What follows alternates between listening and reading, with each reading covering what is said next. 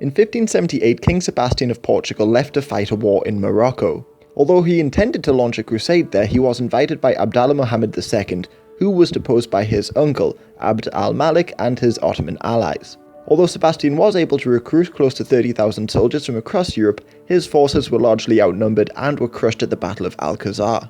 The majority of his army were either killed or imprisoned, and three kings, Sebastian, Abdallah Muhammad II, and Abd al-Malik, all died in battle.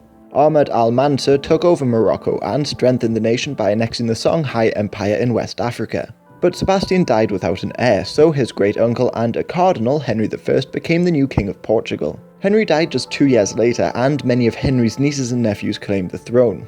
Emmanuel Philibert of Savoy, Ranuccio Farnese of Parma, and Catherine Braganza all claimed the throne, but they were largely prevented from advancing their cause because Philip II of Spain also claimed the Portuguese crown. But an illegitimate claimant, Antonio Prior of Crato, managed to secure the backing of the peasants and lower nobility, who didn't want to see a Spaniard take the Portuguese crown. So they crowned him king in June 1580, but his coronation wasn't accepted by many, and the Spanish moved a large army into Portugal.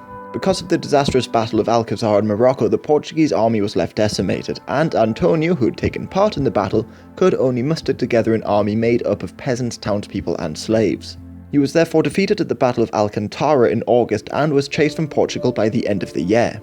Antonio fled to France with the crown jewels and began organising an alliance. Many French who had fought Philip during the Italian Wars joined his armies, and he got the support of the Dutch Republic, who declared independence from Spain in 1581, and the English. Under a mercenary captain, Piero Strozzi, they gathered a large fleet of 60 warships and sailed to the Azores, the only part of Portugal which had not accepted Philip as king. However, in July 1582, a much smaller Spanish fleet managed to defeat Strozzi's navy at the Battle of Ponta Delgada off the coast of São Miguel Island. Antonio was able to flee to Terceira, but without naval support, the Spanish conquered the island the following year. Antonio again was able to flee into exile, first to France and then to England, and in England he got involved with the ongoing Anglo-Spanish War.